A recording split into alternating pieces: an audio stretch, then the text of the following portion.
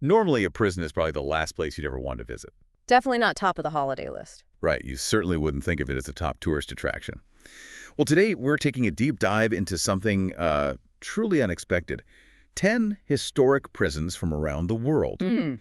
These are places that have, well, transformed from sites of confinement and, frankly, despair into actual must-see historical landmarks. Quite a shift. It is. And our mission today is really to pull out the most important bits of knowledge and some genuinely surprising facts about these fascinating, often pretty haunting locations. And what's really compelling here, I think, is that these aren't just, old buildings. They offer this unique, sometimes quite somber window into different historical eras Hmm. and into human resilience, too, in the face of, well, unimaginable odds and the changing societal values that shaped justice and punishment back then. That's a great point. And the common thread, really, among them is that despite these really dark pasts, many are now open to the public. Some even have UNESCO World Heritage status. Hmm. Wow. It kind of encourages you, the listener, to think, what exactly draws us as visitors to such, well, somber sites? That is a great question, and it's one we'll definitely be exploring as we go through this deep dive. So let's start our journey in the U.S. at one of the most famous ones, right? Alcatraz Island in California. Ah, the Rock. The Rock, exactly. This small island sitting right there in front of San Francisco's Fisherman's Wharf, it actually started out as the site of the first lighthouse in the western United States. That's right, yeah. People forget that. But it really became legendary, didn't it, when it switched to being a maximum security federal prison in 1934. And it stayed active until 1963. Indeed. And it housed some infamous prisoners, Al Capone, for instance. Of course. But what really captures the imagination, I think, and maybe its most enduring legacy, are the escape attempts. Oh, yeah. 36 prisoners tried to break free from that rocky island over the years. Most were caught or killed or drowned in those waters. Right, the currents there are brutal. Exactly. But here's the enduring mystery. 5 of those men were never seen again. Now, officially, they're believed to have drowned. Their bodies were never found, though, which leaves open this, well, tantalizing speculation that maybe, just maybe, they pulled off the impossible. And that mystery, it definitely adds to the allure, doesn't it? I mean, Yeah. what do you think of the enduring appeal of these stories?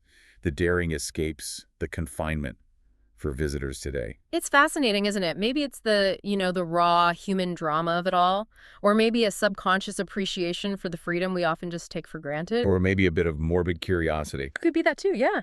About the limits of human endurance.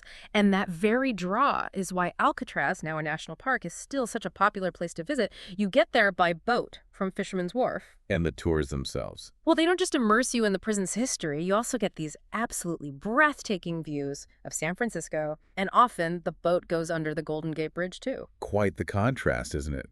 Confinement and then this symbol of openness. A really stark contrast. Yeah. Okay, so from the isolated confines of Alcatraz, Yeah. let's journey across the ocean to another fortress with centuries of dark history, though maybe one more tangled up with royalty and legend. The Tower of London in England. Ah, yes. A classic. This historic castle, right on the north bank of the River Thames. It's among the most visited monuments in London, often mentioned right alongside Tower Bridge. Absolutely huge tourist draw. It served as a prison from way back 1100 all the way until 1952. It was the most important royal prison during medieval times, held everyone from queens to, well, common criminals. And its history goes, well, far beyond just locking people up.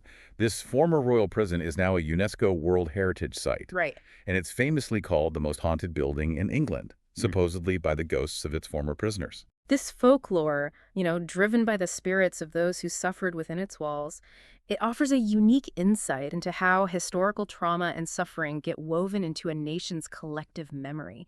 It's like the walls themselves echo with past injustices. And that really draws visitors who are curious about, well, the sheer weight of history. That idea of collective memory, the past literally haunting the present, that's incredibly powerful. Mm-hmm. Speaking of island isolation, France also has its own version of an escape-proof fortress. Maybe less known to an American audience, but Château d'If. Oh, yes, near Marseille. Exactly. This fortress, on a small island about a mile offshore from Marseille, it became a state prison in the mid-17th century. And much like Alcatraz, its island setting meant escape was seen as, well, Virtually impossible. And it held thousands of prisoners over the centuries, political prisoners, religious prisoners. But what's particularly compelling here, I think, is its cultural resonance. How so? Well, it's most famous for being one of the key settings in Alexandre Dumas' classic novel, The Count of Monte Cristo. Ah, of course. Right. This fictional story of this incredibly daring escape from an inescapable prison has become so deeply intertwined with the chateau's real history. It just amplifies the prison's own legend, and it draws countless literary fans to its shores. It's amazing how fiction can immortalize a place like that. Yeah. So today, Chateau d'If is open to the public. It is, yeah, easily reachable by boat from Marseille. A popular trip. Okay. So from these fortified islands, let's shift gears and explore a different kind of confinement, one that really shaped a nation's identity. Kilmainham Jail in Dublin, Ireland. A very significant site in Ireland. Built in 1796, it operated as a prison right up until 1924. And the conditions inside, they were incredibly harsh. They truly were. There was no segregation between prisoners at all. Men, women, even children were incarcerated together. Children, wow. Yeah. Sometimes up to 5 people crammed into a single cell. It's not just a grim detail, it's a really chilling insight into the brutal penal philosophies of that era, where justice often meant extreme dehumanization, especially for anyone seen as a political threat. And its political significance is huge in Irish history, right? Paramount.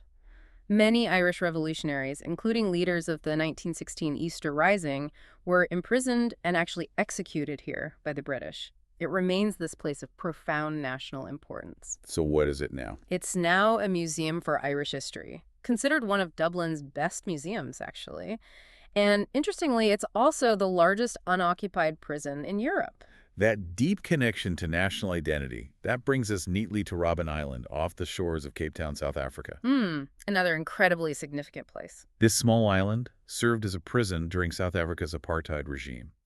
A really stark symbol of oppression and racial segregation. Absolutely. And its most famous inmate, of course, was Nelson Mandela. He was imprisoned there for 18 years. 18 out of his total 27 years of incarceration. Yeah. Robben Island is just such a powerful testament to human resilience and the global struggle against injustice. It must have incredible weight visiting there. It does. And it's not just historically vital, it's also a UNESCO World Heritage Site, recognized for its profound contribution to human rights. But what's also intriguing is the contrast. Oh. Well, beyond its very solemn historical importance, the island is also a really significant breeding area for a large African penguin colony. Penguins, really? Yeah, it's this surprising natural vibrancy existing right alongside such a heavy past. Quite something to see. That is quite a juxtaposition. Okay, shifting from that profound political struggle, let's move over to Devil's Island in French Guiana, also known as the Penal Colony of Cayenne. Ah, the infamous Devil's Island. This site operated from 1852, under Napoleon Bonaparte's rule, right up until 1953. And the French used it mainly for the exile of political prisoners, Captain Alfred Dreyfus being his most famous inmate. Right, the Dreyfus Affair. Yeah. And escape from Devil's Island was considered, well, virtually impossible, not just because it was isolated, Right. but because it was surrounded by piranha-infested rivers and these thick, totally unforgiving jungles of the South American continent. Brazo. Yeah. It wasn't just the prison structure. Nature itself basically became the ultimate warden, making the psychological impact of being sent there probably even more severe than the physical conditions. It really represents the ultimate attempt at total isolation and punishment. Just the name alone conjures up these images of absolute desolation. Okay, now let's journey across the globe again to Australia, specifically Port Arthur on the Tasman Peninsula. Another major historical site down under. This place served as a vast convict colony for the British Empire, starting way back in 1833. It was eventually abandoned in 1877. Port Arthur's history is absolutely crucial for understanding Australia's colonial past. It wasn't just a single prison building. It was this huge societal experiment in punishment and, supposedly, reform for thousands of British and Irish convicts shipped over. The whole system. Whole system, exactly. Today, it's one of Australia's most significant heritage areas. It's an open-air museum, really. And like several others on our list, it holds UNESCO World Heritage status. It really highlights how these places of, well, deep historical hardship can transform into sites of national memory and education. Precisely. Okay, from the former British Empire, Yeah. let's go to Vietnam, and a site with a particularly complex and contradictory narrative, the Hanoi Hilton. officially known as Ho'oloha Prison. Yes, Ho'oloha, a very complex history indeed. It was built by the French at the end of the 19th century, Hmm. originally to hold Vietnamese political prisoners fighting against colonial rule. Right. Later, though, during the Vietnam War, the North Vietnamese Army used it to house American POWs. And it was those POWs who sarcastically gave it the name Hanoi Hilton. And this site really encapsulates the challenges of historical memory and national perspective, doesn't it? American POW memoirs and reports, they describe experiences within that prison that included torture, starvation, even murder. Some very famous names were held there. Yes, Senator John McCain, Vice Admiral James Stockdale, Colonel Bud Day, among others. Now, today, most of the original prison was actually demolished in the 1990s. But one part does remain as a museum. And this raises a really important point about historical narrative. The exhibits in that museum, particularly those related to the American POWs, greatly contradict the soldiers' published memoirs and reports. How so? Well, the museum essentially claims prisoners were treated well and were not harmed. It's a really striking example of how different nations remember and present their past, especially during times of conflict. That's a powerful reminder, isn't it?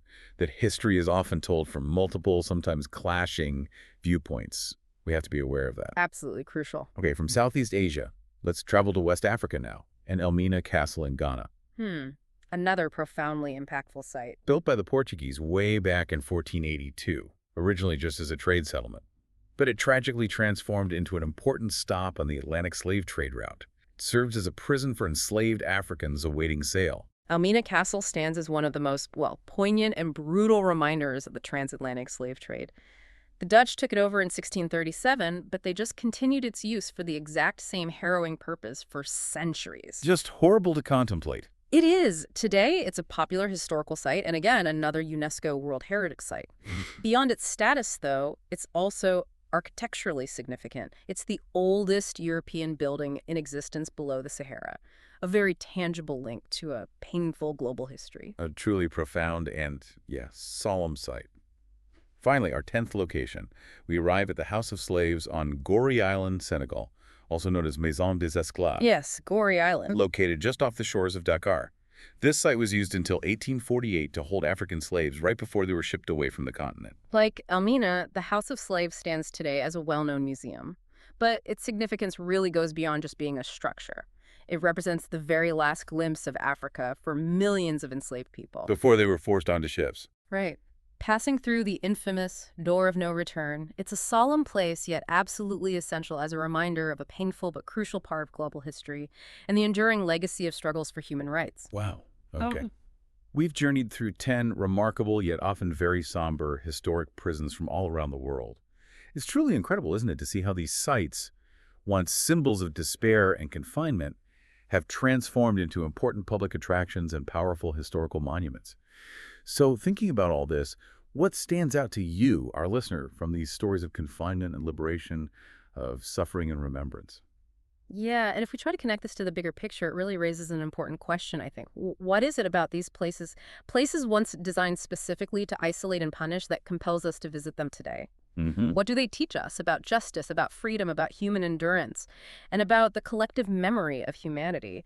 These structures, they stand as these powerful, tangible reminders of really complex histories. They challenge us to confront the past and reflect on the progress or maybe the struggles of society. So they're not just buildings. Not at all. They are living testaments, really, to the human spirit, for better and sometimes definitely for worse.